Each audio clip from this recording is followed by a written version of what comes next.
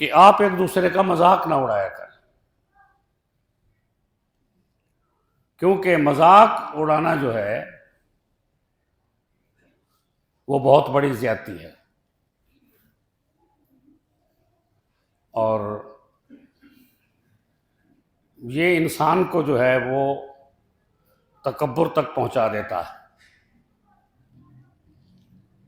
کیونکہ جس کا مذاق اڑایا جا رہا ہے اس کو وہ کمتر سمجھتا ہے اور اپنے آپ کو بہتر سمجھتا ہے۔ تو اس لیے اللہ نے مسلمانوں کو حکم دیا کہ تم ایک دوسرے کا مذاق نہ اڑایا کرو، کیونکہ مذاق سے جو ہے وہ شخصیت داغدار ہو جاتی ہے جس کا مذاق اڑایا جا رہا ہے، اور جو مذاق اڑا رہا ہے اس کی شخصیت بھی داغدار ہو جاتی ہے کہ اس کے بارے میں یہ سمجھتے ہیں کہ یہ بڑا متکبر آدمی ہے، اپنے آپ کو بڑا سمجھتا ہے۔ رسول اللہ صلی اللہ علیہ وآلہ وسلم نے فرمایا کہ سب سے بدترین شخص وہ ہے جو اپنے والدین کو گالیاں دیتا ہے۔ صحابہ نے عرض کی یا رسول اللہ، کوئی ایسا بدبخت بھی ہے جو اپنے والدین کو گالیاں دے؟ تو آپ نے فرمایا جی، جب وہ کسی کے باپ کو گالی دیتا ہے تو وہ جواب میں اس کے باپ کو گالی دیتا ہے، جب وہ کسی کی ماں کو گالی دیتا ہے تو وہ جواب میں اس کی ماں کو گالی دیتا ہے، تو لہٰذا وہ گالی جو ہے وہ لوٹ آتی ہے اس پر جس نے اس کو شروع کیا۔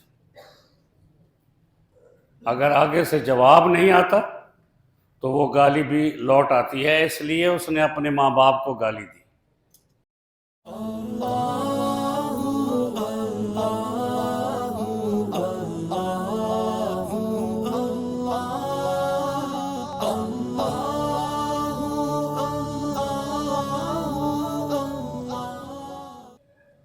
اما بعد فاعوذ باللہ من الشیطان الرجیم من حمزہ ونفخہ ونفثہ بسم اللہ الرحمن الرحیم یا ایہا الذین آمنوا لا يسخر قوم من قوم عسى أن يكونوا خيرا منهم ولا نساء من نساء عسى أن يكن خيرا منهن ولا تلمزوا أنفسكم ولا تنابزوا بالألقاب بئس الاسم الفسوق بعد الإيمان ومن لم يتب فأولئك هم الظالمون يا أيها الذين آمنوا اجتنبوا كثيرا من الظن إن بعض الظن إثم ولا تجسسوا ولا يغتب بعضكم بعضا أيحب أحدكم أن يأكل لحم أخيه ميتا فكرهتموه واتقوا الله إن الله تواب رحيم وقال الله تعالى في مقام آخر يا أيها الذين آمنوا اتقوا الله حق تقاته ولا تموتن إلا وأنتم مسلمون وقال تعالى يا أيها الذين آمنوا اتقوا الله وقولوا قولا سديدا يصلح لكم أعمالكم ويغفر لكم ذنوبكم ومن يطع الله ورسوله فقد فاز فوزا عظيما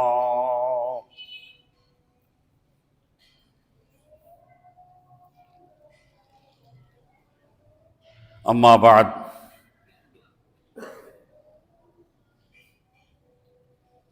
سورہ الحجرات کی 2 آیات آپ کے سامنے خطبہ جمعہ میں تلاوت کی ہیں۔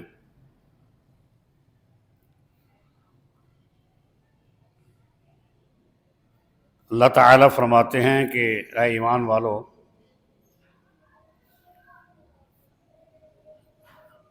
کوئی قوم کسی قوم کا مذاق نہ اڑائے۔ ہو سکتا ہے کہ وہ ان سے بہتر ہوں،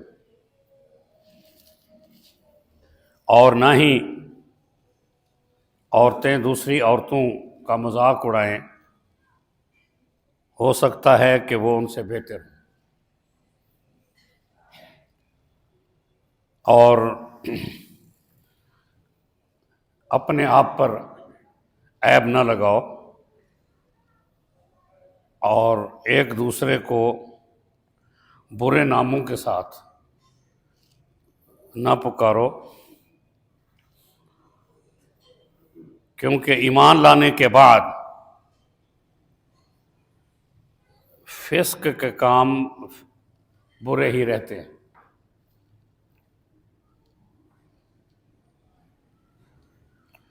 اور جو کوئی توبہ نہ کرے تو وہ ایسے ہی لوگ جو ہیں ظالم ہیں۔ اے لوگو جو ایمان لائے ہو،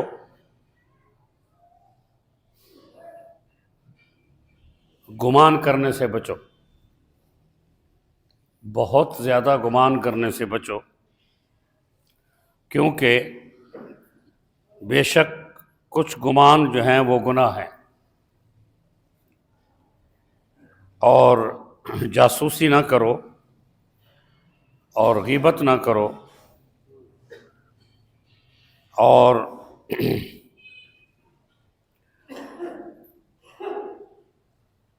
کیا تم میں سے کوئی یہ پسند کرتا ہے کہ وہ اپنے مردہ بھائی کا گوشت کھائے؟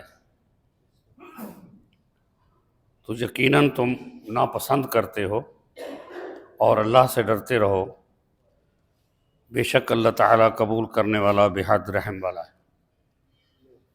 صدق اللہ العظیم۔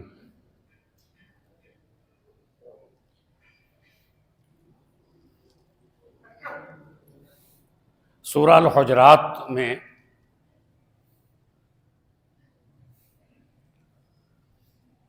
ایک اسلامی معاشرے کی اصلاح کے لیے احکامات ہیں۔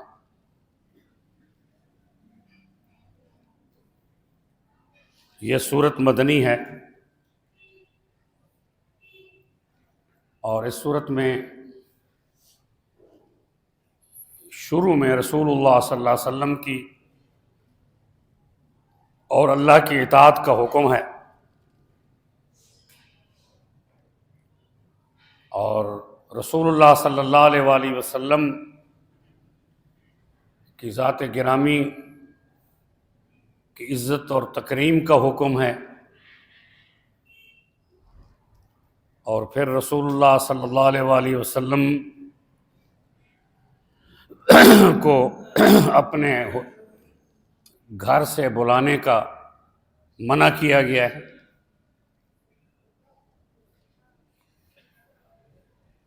اور پھر رسول اللہ صلی اللہ علیہ وسلم کے بارے میں یہ بتایا گیا ہے کہ آپ مسلمان آپ کی اطاعت کرو، کیونکہ اگر وہ آپ کی باتیں ماننا شروع کر دیں گے تو آپ خود مشکل میں پڑ جاؤ گے۔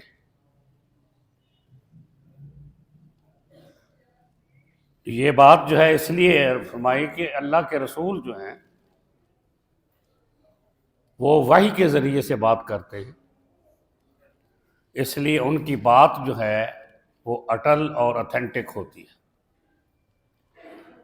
جب کوئی آدمی اپنی بات کرتا ہے، اپنی صلاح مشورہ دیتا ہے، تو وہ اس کی اپنی ذات کا مشورہ ہوتا ہے، اس لیے اس میں وہ غلط بھی ہو سکتا ہے،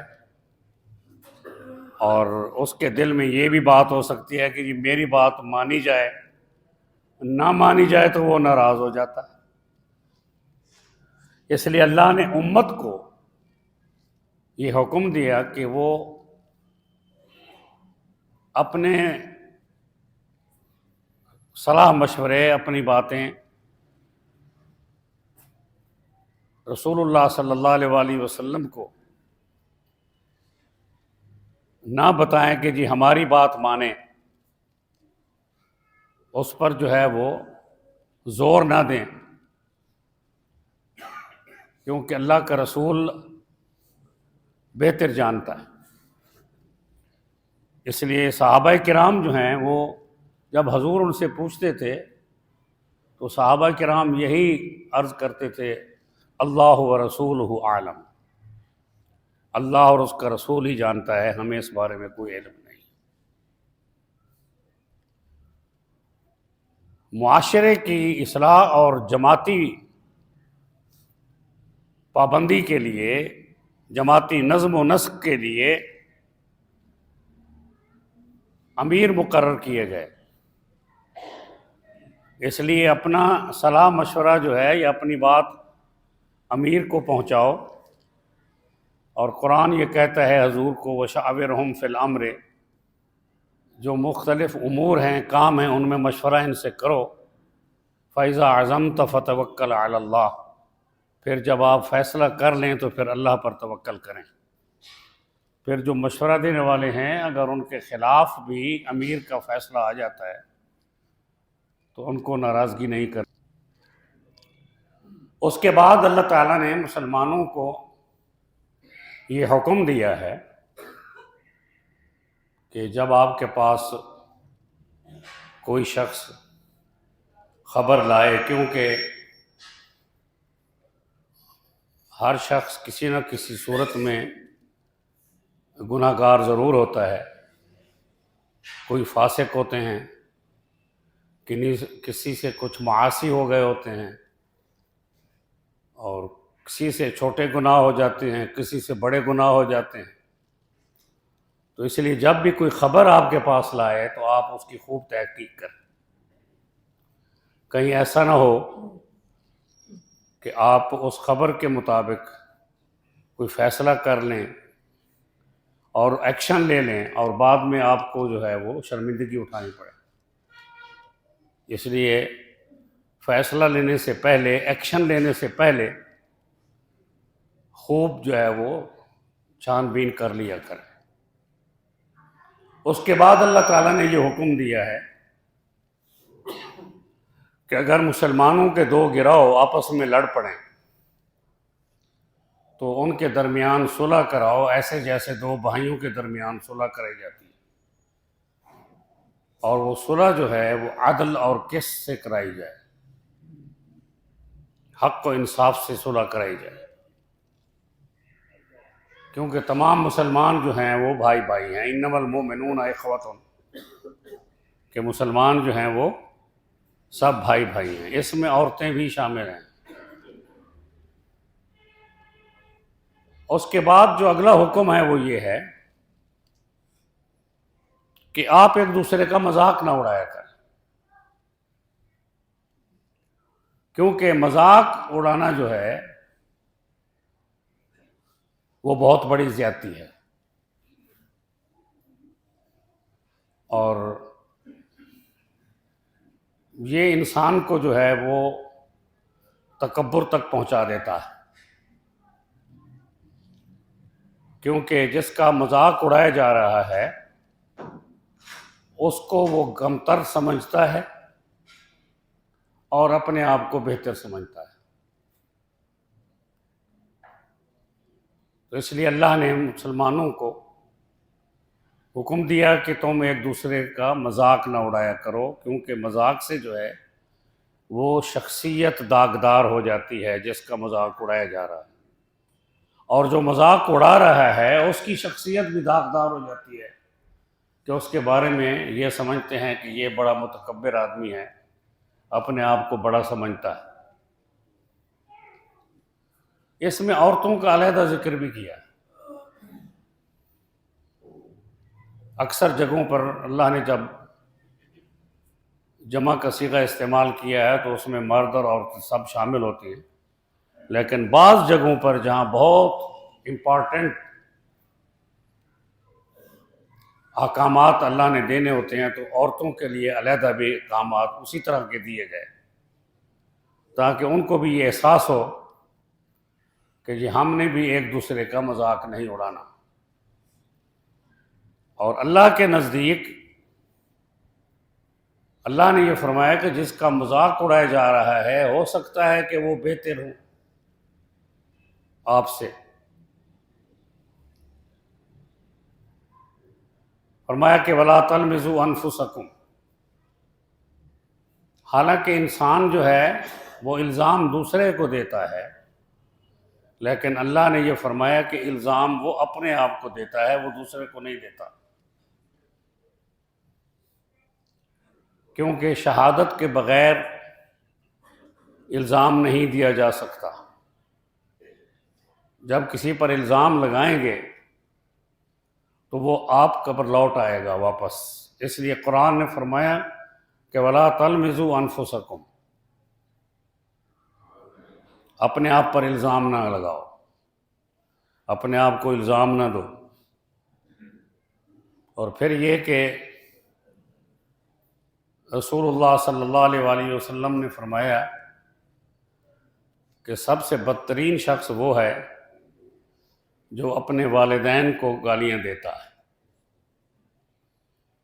صحابہ نے عرض کی یا رسول اللہ، کوئی ایسا بدبخت بھی ہے جو اپنے والدین کو گالیاں دے؟ تو آپ نے فرمایا جی، جب وہ کسی کے باپ کو گالی دیتا ہے تو وہ جواب میں اس کے باپ کو گالی دیتا ہے، جب وہ کسی کی ماں کو گالی دیتا ہے تو وہ جواب میں اس کی ماں کو گالی دیتا ہے۔ تو لہٰذا وہ گالی جو ہے وہ لوٹ آتی ہے اس پر جس نے اس کو شروع کیا۔ اگر آگے سے جواب نہیں آتا تو وہ گالی بھی لوٹ آتی ہے، اس لیے اس نے اپنے ماں باپ کو گالی دی۔ عام حالات میں ہم نے اس چیز کا مشاہدہ کیا ہے کہ ہمارے نوجوان جو ہیں وہ بات بات میں اور مذاق میں ایک دوسرے کو گالیاں دے رہے ہوتے اور وہ اس کو کچھ بھی نہیں سمجھتے کہ یہ کچھ نہیں ہے، حالانکہ حدیث کے مطابق یہ بہت کچھ ہے جو رسول اللہ نے فرمایا، اور وہ گالیوں کو اپنے کلچر کا حصہ سمجھتے ہیں۔ یہ ہماری تربیت کے نہ ہونے کی وجہ سے ہے کہ ہم والدین اپنی اولاد کی تربیت دینی بنیادوں پر نہیں کریں گے اور ان کو تہذیب، اخلاق اور تمدن اسلامی نہیں سکھائیں گے تو وہ پھر باہر گلی محلوں سے، سڑکوں سے، اداروں سے وہ سیکھیں گے۔ ان تجربات کی روشنی میں میں آپ سے عرض کرنے لگا ہوں کہ قرآن نے یہ کہا کہ لا یسخر قوم من قوم عسیٰ ان یکونوا خیرا منہم ولا نساء من نساء عسیٰ ان یکن خیرا منہن، کہ لڑکیاں اور عورتیں ایک دوسرے کو یار یار کے لفظ سے مخاطب کر رہے ہوتے ہیں، لڑکے بھی ایک دوسرے کو یار یار کے لفظ سے مخاطب کر رہے ہوتے ہیں، اور جہاں مخلوط تعلیم ہے وہاں لڑکے اور لڑکیاں ایک دوسرے کو جب ہم کلام ہوتے ہیں تو ان کو یار یار کے لفظ سے بات کر رہے ہوتے ہیں۔ یار میں نے یہ نہیں کہا، یار میرے کہنے کا مطلب یہ نہیں تھا۔ قرآن اس سے منع کر رہا ہے، کیونکہ زبان سے جب کوئی چیز نکلتی ہے تو وہ اللہ کے ہاں لکھی جاتی ہے۔ ما یلفظ من قول، سورۃ قاف میں اللہ نے فرمایا کہ ما یلفظ من قول الا لدیہ رقیب عتید، کہ جب آپ کی زبان سے کوئی بات نکلتی ہے تو ہمارے فرشتے اس کو لکھ لیتے ہیں، کیونکہ ہمارے فرشتے تمہارے دو کندھوں پر بیٹھے ہوئے، کرامن کاتبین یعلمون ما تفعلون۔ اس لیے آج کی سائنس اس بات پر بھی تحقیق کر رہی ہے کہ جو آوازیں انسان نکالتے ہیں، کوئی بھی شے، کوئی بھی جانور، تو وہ فضا میں موجود رہتی ہیں آوازیں، ان کو کیپچر کیا جا سکتا ہے۔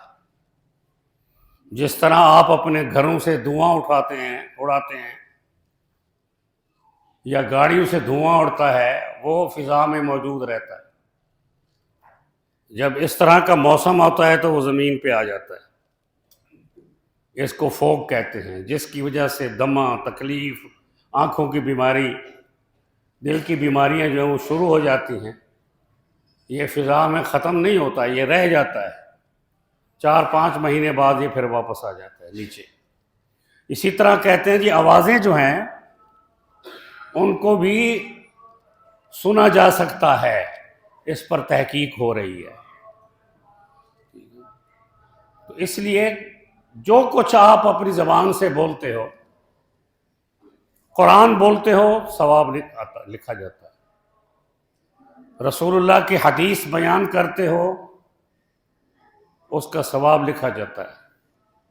کسی کو نیکی کا حکم دیتے ہو،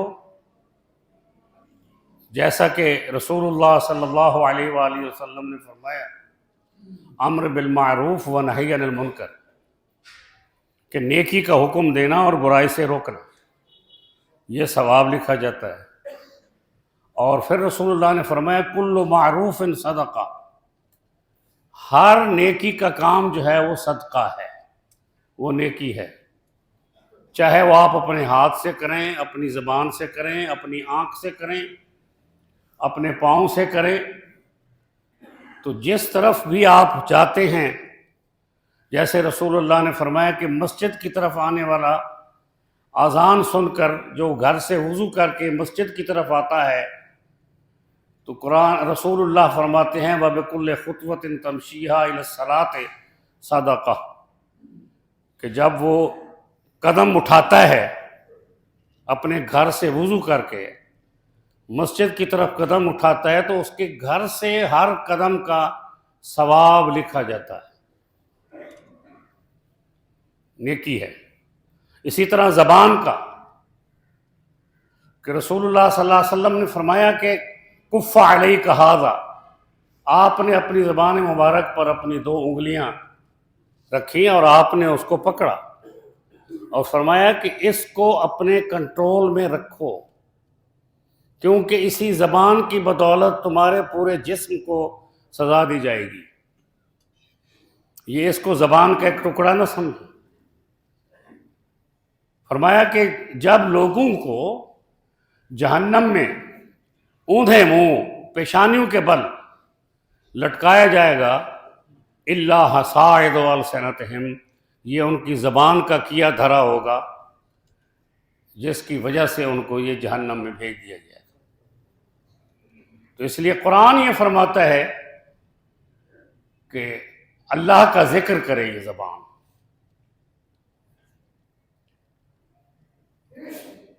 حضرت ایوب علیہ السلام جو تھے، قرآن نے اس کو فرمایا نعم العبد، آپ نے پڑھا ہے نا قرآن میں کہ نعم العبد، ہمارا ایوب علیہ السلام جو ہیں وہ بہت بہترین بندہ تھا، اعلیٰ پیمانے کا بندہ تھا، کہ اتنی بڑی بیماری کے باوجود بھی اس نے اپنے آپ کو کبھی پریشان نہیں ہونے دیا، وہ اللہ کے ذکر میں رہتا تھا، اللہ کو پکارتے رہتے تھے۔ جب جسم کے اندر سے کیڑے جو ہے وہ دل کی طرف آنے لگے، زبان کی طرف آنے لگے، دماغ کی طرف آنے لگے، تو اللہ سے درخواست کی کہ یا اللہ میرے دل کو کیڑا نہ لگانا، کیونکہ یہ صرف تیرے لیے دھڑکتا ہے، اور میری زبان کو کیڑا نہ لگانا، یہ صرف تیرا ذکر کرتی ہے، میرے دماغ کو کیڑا نہ لگانا، کیونکہ یہ صرف تیرے لیے سوچتا ہے۔ اس لیے یہ تینوں چیزیں بڑی امپورٹنٹ ہیں، ایک دوسرے کے ساتھ ریلیٹڈ ہیں۔ اللہ نے یہ جو جگہ بنائی ہے، یہ کان ہے، ناک ہے، آنکھ ہیں، دماغ ہے اور یہ گلا ہے، یہ دل ہے، یہ اللہ نے ایک دوسرے کے ساتھ جوڑ دیے ہیں سارے. تو ان سب کا کنٹرول جو ہے وہ زبان کے پاس ہے. اس لیے زبان کی حفاظت اللہ نے حکم دیا قرآن میں، ما یلفظ من قول الا لدیہ رقیب عتید. اور اسی طرح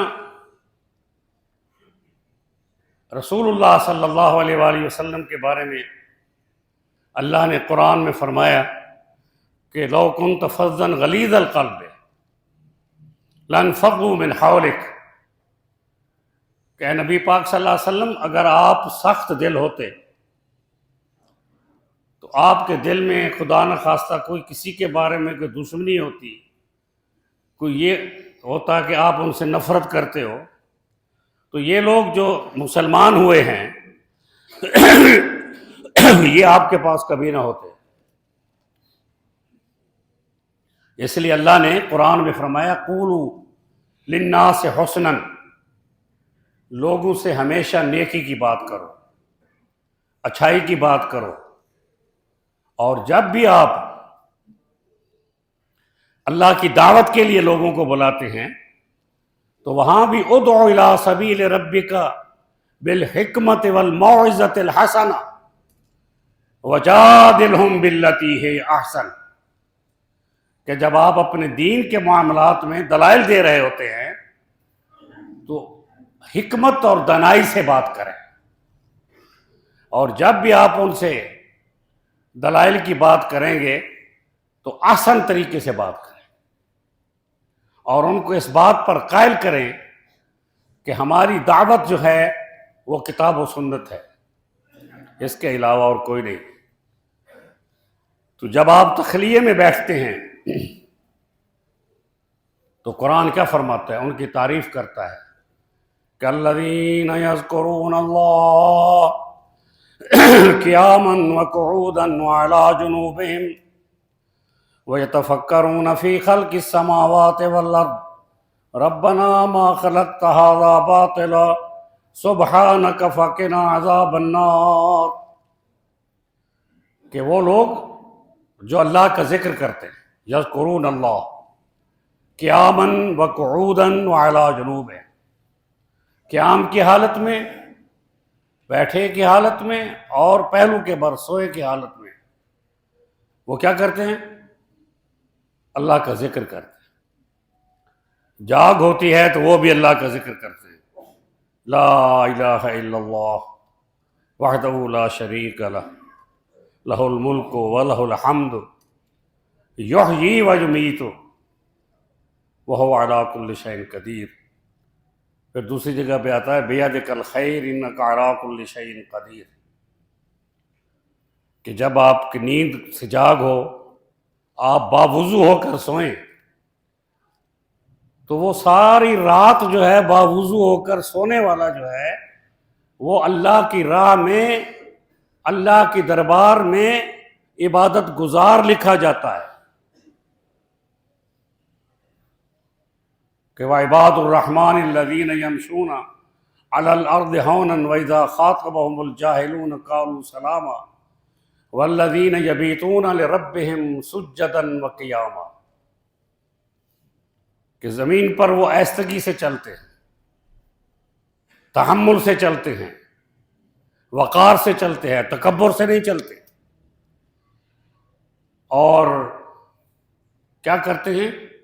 جب ان سے کوئی جاہل گفتگو کرتا ہے جہالت والی، یہاں جاہل سے مراد یہ نہیں ہے کہ ان پڑھ انگوٹھا چھاپ ہے، یہاں جاہل سے مراد وہ ہے جس کی زبان گندی ہے، جس کی گفتگو گندی ہے، جو اپنے علاقے میں برا جانا جاتا ہے کہ جی اس سے کلام نہ کرنا، اس کی زبان بڑی گندی ہے، یہ کسی کی عزت نہیں رہنے دیتا، یہ تہمتیں لگاتا ہے، یہ غیبتیں کرتا ہے، یہ ہمیشہ جہالت کی باتیں کرتا ہے.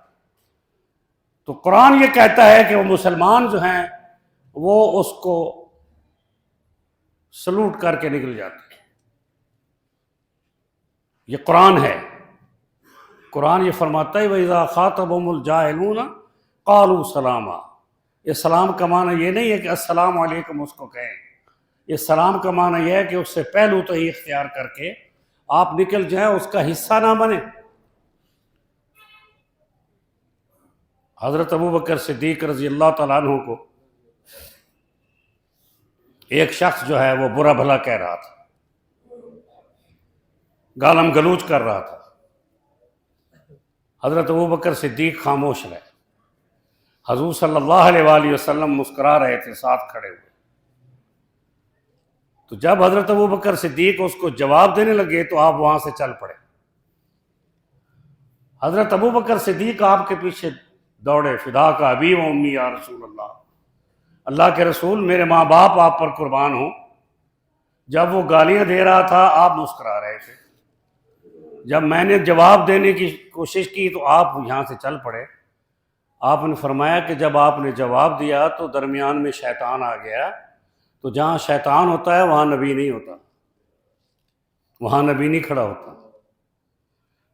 اس لیے جو منافقین کی نشانیاں بیان کی ہیں، رسول اللہ صلی اللہ علیہ وسلم نے فرمایا کہ آیت المنافق ثلاث او اربع اذا حدث کاذب. جب وہ بات کرے تو جھوٹ بولے. کیا فرمایا؟ اذا حدث کذب، جب وہ بات کرے تو جھوٹ بولے. واذا وعد اخلف، کسی سے وعدہ کرے تو اس کا خلاف کرے. واذا خاصم فجر، جب مٹ بھیڑ ہو جائے کسی سے، تلخ کلامی کسی سے ہو جائے تو گالیاں بکنا شروع کر. تو یہ کسی میں ایک ہیں تو وہ اس کا حصہ بن جاتا ہے نفاق کا. ہمیں اپنی زبان کو، اپنے کردار کو، اپنے اخلاق کو، اپنے طور طریقوں کو ہمیشہ قرآن و سنت کے مطابق رکھنا چاہیے. کہ جس طرح ہمارا عقیدہ درست ہے اسی طرح ہمارا اخلاق درست ہو. جس طرح ہمارا اخلاق درست ہے اسی طرح ہمارا معاشرہ درست ہو. جس طرح ہمارا معاشرہ درست ہے اسی طرح ہمارے فیصلے، ہمارے معاملات بھی درست ہونے چاہیے. مزاح کر سکتے ہیں کہ مزاح میں جو ہے وہ تلخی نہیں ہے. مزاح جو ہے وہ رسول اللہ صلی اللہ علیہ وسلم بھی کیا کرتے تھے. ایک شخص آیا اور صحابی، اس نے کہا یا رسول اللہ میرے لیے دعا کریں کہ اللہ تعالیٰ مجھے اونٹ دے اور میں اس سے روزی کروں. آپ نے دعا کی یا اللہ اس کو اونٹ کا بچہ دے دے. اس نے عرض کی یا رسول اللہ میں نے اونٹ مانگا ہے، آپ بچے کی دعا فرما رہے ہیں. آپ نے فرمایا کہ جس اونٹ کی دعا میں کر رہا ہوں آخر وہ کسی اونٹ کا بچہ ہی ہوگا نا. ہم ماں باپ بن جائیں لیکن اپنی اولاد کے بچے ہی ہیں نا، ان کے لیے تو ہم بچے ہی ہیں. اس لیے جب عورت آئی تو اس نے کہا جی میرے لیے دعا کریں اللہ مجھے جنت الفردوس عطا کرے. آپ نے فرمایا کہ بوڑھی عورتیں جنت میں نہیں جائیں. وہ رونے لگی. رسول اللہ صلی اللہ علیہ وسلم نے فرمایا کہ اللہ تعالیٰ آپ کو جوان بنا کر، جوان کر کے بس جنت میں بھیجے گا، بوڑھیاں نہیں جائیں گی، نہ بوڑھے مرد جائیں گے جنت میں. مسئلہ بھی بتا دیا. اور اسی طرح ایک تھوڑا سا دماغ کا کمزور تھا صحابی حضور کا، تو حضور صلی اللہ علیہ وسلم اس سے مزاح فرماتے تھے کہ ہم آپ کی شادی کر دیں، تم شادی کے لیے تیار ہو. تو یہ بتایا کہ جی شادی بھی دین کا ایک حصہ ہے، شریعت کا ایک حصہ ہے. تو اس لیے اپنے مضمون کے اعتبار سے میں آپ سے یہ عرض کر رہا ہوں، جو قرآن یہ فرماتا ہے کہ وَإِذَا سَمِعُوا اللَّغْوَ أَعْرَضُوا عَنْهُ، جب کوئی لغو بات سنی جائے، کسی کے کان میں پڑ جائے تو وہ اس سے دور ہو جائے، اس سے محبت کا اظہار نہ کرے، خواہش کا اظہار نہ کرے. ہمارے حالات کیا ہیں؟ تجربات کی بنیاد پہ میں عرض کرنے لگا ہوں کہ ہمارے حالات یہ ہیں کہ ہم نماز پڑھتے ہیں، ہم روزہ رکھتے ہیں، ہم موبائل پر ہر قسم کے خرافات بھی دیکھتے ہیں اور اس میں مزہ بھی لیتے ہیں۔ فیس بک کھول لی، یوٹیوب کھول لی، واٹس ایپ کھول لیا اور اس کے اوپر اپنا وقت جو ہے وہ گزارتے رہتے ہیں، موبائل کھول کے اس پر بیٹھے رہتے ہیں۔ تو یہ جو موبائل ہے اس میں اللہ کا کلام بھی ہے، اس میں رسول اللہ کی احادیث بھی ہیں، اس میں سارا کچھ موجود ہے، اور اس کے اندر جو ہے وہ لوگوں کو غلط گائیڈ بھی کیا جاتا ہے۔ تو اس پر اعتراض کریں، ہم اپنی تربیت کریں، اپنے نظام کو قرآن و سنت کے مطابق بنائیں، اپنی شخصیت کو قرآن و سنت کے مطابق بنائیں، کیونکہ اللہ تعالیٰ یہ فرماتا ہے ان اکرمکم عند اللہ اتقاکم، اللہ کے ہاں معزز تم میں سے وہ ہیں جو تم میں زیادہ متقی ہیں، اور کوئی نہیں ہے۔ جو آیت قرآن کی میں پڑھتا ہوں خطبہ جمعہ میں، اس میں بھی اللہ نے یہ فرمایا کہ آمنوا اتقوا اللہ وقولوا قولا سدیدا، کہ اللہ سے ڈرو اور ہمیشہ سیدھی بات کیا کرو، سچی بات کیا کرو۔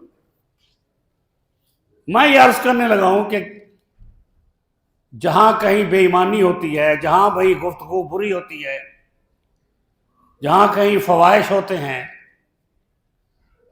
یہ اس کا جو اس وقت کا ذاتی مزہ ہے، وہ اس گناہ کو وہ سمجھتا نہیں ہے کہ اس کا کتنا بڑا جرم ہے اور کتنی بڑی سزا ہوگی۔ جب اس کی سزا کا وقت آئے گا تو پھر وہ یہی کہے گا کہ میں نے اپنا سب کچھ برباد کر دیا، میرے پاس باقی کچھ نہیں رہا۔ ہم اپنی اولادوں کو تربیت یافتہ بنائیں، یہ ہم اپنے تجربے کی بنیاد سے آپ کو عرض کرتے ہیں کہ ہمارے بچے جو قرآن پاک پڑھتے ہیں، ان کی تربیت کا ذمہ جو ہے وہ قاری صاحب کے پاس ہے۔ جب قاری صاحب سے چل کر بچے گھر میں چلے جاتے ہیں تو ان کی تربیت کا ذمہ ان کے ماں باپ اور ان کے بڑوں کا ہو جاتا ہے۔ اس لیے بہت سارے ایسے بچے میں نے دیکھے ہیں جو قرآن پاک بھی حفظ کر رہے ہیں لیکن نماز نہیں پڑھتے اور اپنے ماں باپ کا احترام نہیں کرتے، اور ایسے کھیل کود میں مصروف ہوتے ہیں جو خلاف شرع ہوتے ہیں۔ اور آپ نے یہ بھی تجربہ کر لیا ہے کہ آج ہمارا چھوٹا سا بچہ جو ہے وہ بغیر موبائل دیکھے روٹی بھی نہیں کھاتا۔ سامنے موبائل چل رہا ہوتا ہے اور وہ روٹی کھاتا ہے۔ وہ اپنے ماں باپ کے سامنے ضد کرتا ہے کہ موبائل دیں گے تو کھانا کھاؤں، نہیں تو نہیں کھانا۔ بھائی یہاں باتیں نہ کریں، یہ وضو کی جگہ ہے، یہاں ڈسٹرب ہو رہے ہیں سارے، خاموشی سے وضو کریں۔ تو بنیادی طور پر جس چیز کو سمجھنا ہے وہ یہی ہے جو قرآن کہتا ہے کہ اللہ نے اگلی آیت میں یہ فرمایا کہ لا تنابزوا بالالقاب،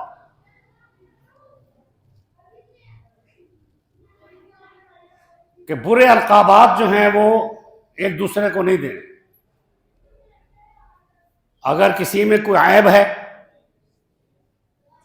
مثلا ایک شخص جو ہے وہ غیر مسلم تھا، اس نے اسلام قبول کر لیا، اس کو جب طعنہ دیں کہ یہ سکھ کا بیٹا ہے، یہ سکھ کی اولاد ہے، کوئی کام کر رہا ہے، کوئی جوتے گانٹھنے کا کام کرتا ہے، کوئی مزدور ہے، کوئی بڑھائی ہے، کوئی راج ہے، تو ان کو یہ طعنہ دینا کہ یہ مصلی کا بیٹا ہے، یہ فلاں کا بیٹا ہے۔ جس طرح آج کل ہمارے ہاں یہ نوجوان جو ہیں جو نئے پڑھے لکھے ہیں وہ کہتے ہیں جی یہ مولوی صاحب کا بیٹا ہے جی، یہ ملا کا بیٹا ہے جی، وہ ہماری مسجد کا جو امام ہے نا یہ اس کا بیٹا ہے، یہ بانگے کا بیٹا ہے۔ یہ نفرت کا جو اظہار کرایا جاتا ہے اور مسجد میں آنے والوں سے نفرت کی جاتی ہے۔ پوری یونیورسٹی بھری بڑی ہوتی ہے، پورا کالج بھرا پڑا ہوتا ہے، پورا ادارہ بھرا پڑا ہوتا ہے، اس کے اندر جب اذان کی آواز آتی ہے تو آپ دیکھتے ہیں کہ ایک صف بھی نہیں ہوتی، ہزاروں کی تعداد میں وہاں موجود ہیں لیکن ایک صف بھی نہیں ہوتی۔ کیا آپ یہ تصور کر سکتے ہیں کہ حضور صلی اللہ علیہ وسلم کے دور میں ایسا ہوتا تھا؟ جب نابینا حضرت عبداللہ ابن مکتوم رضی اللہ تعالیٰ عنہ حضور کے پاس آئے کہ یا رسول اللہ میں نہیں آ سکتا، میں نابینا ہوں، راستے کی تکلیفیں ہیں، تو حضور صلی اللہ علیہ وسلم فرمایا اچھا۔ جب وہ جانے لگے تو آپ نے فرمایا کہ تمہیں اذان کی آواز آتی؟ اس نے کہا بلا یا رسول اللہ، اللہ کے رسول مجھے آواز آتی ہے۔ تو فرمایا پھر آپ کو مسجد میں آنا پڑے گا۔ آپ جائزہ لیں ہم ارد گرد کا کہ صبح کی نماز کے وقت کتنی یہاں صفیں ہوتی ہیں وہ دیکھ لیں، اور کتنے گھروں کے اندر سو رہے ہیں۔ یہ تو ہماری تربیت ہے۔ اب ہم انسینٹیو دیتے ہیں کہ جی آپ کو سائیکلیں دیں گے، اگرچہ وہ سائیکلیں نہیں دی گئی یا نہیں دی جا رہی یا ان کو لیٹ ہے، لیکن یہ ہے کہ بچوں نے تو اپنا کام کر دیا نا کہ وہ آئے اور انہوں نے آ کر نمازیں پڑھی، ٹھیک ہے۔ بعض دفعہ میرے دل میں یہ بات آ رہی تھی کہ یار جس نے یہاں بورڈ لگایا تھا کہ ہم سائیکلیں دیں گے، اگر وہ نہیں دیتے تو ہمیں دے دینے چاہیے تاکہ بچوں کی دل آزاری تو نہ ہو۔ یہ بھی ایک تربیت کا حصہ ہے کہ جب آپ کسی کو کوئی انسینٹیو دیتے ہیں تو اس کی دل آزاری بھی نہ کریں۔ یہی چیز قرآن یہ فرماتا ہے۔ اور برے القابات کیا ہیں؟ کسی کی آنکھ نہیں ہے اس کو کانا کہنا، کسی کی ٹانگ جو ہے اس کی ٹوٹی ہوئی ہے اس کو لنگڑا کہنا، اور متفرق نام جو ہیں وہ دے دیتے ہیں، اور یہ نوجوان ایک دوسرے کو نام دیتے ہیں۔ یہ کون ہے جی؟ یہ شیدہ ہے، نام اس کا عبد الرشید ہے، پھر اس کو کہتے ہیں یہ شیدہ پستول ہے، ٹھیک ہے، یہ اس کو نام ہم دے دیتے ہیں مذاق کے طور پر، ٹھیک ہے نا۔ اور یہ اللہ تبارک و تعالی نے قرآن کے ان آیاتوں کے اندر اس چیز کا منع کیا ہے۔ اللہ نے یہ حکم دیا ہے کہ ان چیزوں سے آپ پرہیز کریں، اور فرمایا کہ ایمان لانے کے بعد بئس الاسم الفسوق بعد الایمان، ایمان لانے کے بعد برے نام برے ہی ہیں، وہ اچھے نہیں ہو جاتے۔ اگر کسی مسلمان کی زبان سے کوئی برا نام نکل رہا ہے تو وہ برا ہی ہے، وہ اچھا نہیں ہوگا۔ اس لیے اچھائی کی چیز وہی ہے جو قرآن اور سنت میں ہے، اچھائی وہی ہے جو دین کے اندر ہے، جو شریعت کے اندر ہے۔ ہمیں اس کی طرف توجہ کرنی چاہیے اور پھر اس کے لیے توبہ کرنی چاہیے۔ ہم اپنی اولادوں کی تربیت کریں، یہ ہمارے اور ہماری زندگی کے لیے اور ہماری قبر کے لیے اور قیامت کے دن کے لیے یہ ہمارے لیے بہت اعلیٰ مقام بنے گا جب ہم اپنی اولاد کی تربیت کریں گے۔ ہم اپنی اولاد کے ساتھ ہوں گے اگر اچھی تربیت کریں گے تو ہم اپنی اولاد کے ساتھ ہی ہوں گے، اگر اچھی تربیت نہیں کریں گے تو ہم علیحدہ ہو جائیں گے، ہماری اولاد علیحدہ ہو جائے گی، ہماری بیویاں الگ ہو جائیں گی، ہم سب ایک دوسرے سے جدا ہو جائیں گے۔ اگر آپ نے اکٹھا رہنا ہے اور جنت میں بھی اکٹھا رہنا ہے تو پھر اپنی تربیت اپنے دین کے مطابق کریں جو شریعت نے بتائی ہے، کیونکہ ہمارے اندر سے یہ احساس جو ہے وہ ختم ہو گیا ہے۔ آخری بات میں عرض کرنے لگا ہوں اس موضوع سے ہٹ کر کہ جو کچھ کشمیر کے اندر جو کچھ فلسطین کے اندر اور جو کچھ دنیا کے باقی ممالک جہاں مسلمانوں کے ساتھ ظلم ہو رہا ہے،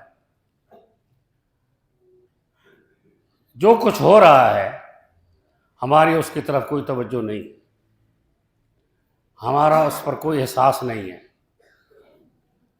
چھوٹے چھوٹے بچے پیدائش کے بعد جو ہیں وہ بمبارڈمنٹ سے قتل کر دیے گئے، شہید کر دیے گئے۔ جن کے منہ میں دودھ ہونا تھا ان کے منہ سے خون نکل رہا تھا، جنہوں نے اسکولوں میں جا کے پڑھنا تھا ان کے اسکولوں کو برباد کر دیا، اسی میں بچوں کو شہید کر دیا۔ 16,000 سے زیادہ مسلمان غزہ کے اندر شہید کر دیے گئے ہیں، صرف ایک علاقے میں جہاں 7 سے 8,000 بچے ہیں۔ انسانیت کا قتل ہو رہا ہے، پوری دنیا میں پروٹیسٹ ہو رہا ہے، لیکن مسلمان کے لیے پروٹیسٹ کا حکم نہیں ہے۔ مسلمان کے لیے یہ ہے کہ انفرو، تم نکلو، بس، اور کوئی حکم نہیں ہے۔ ہمارا سسٹم وہی چل رہا ہے۔ بس یہ خیال کرنا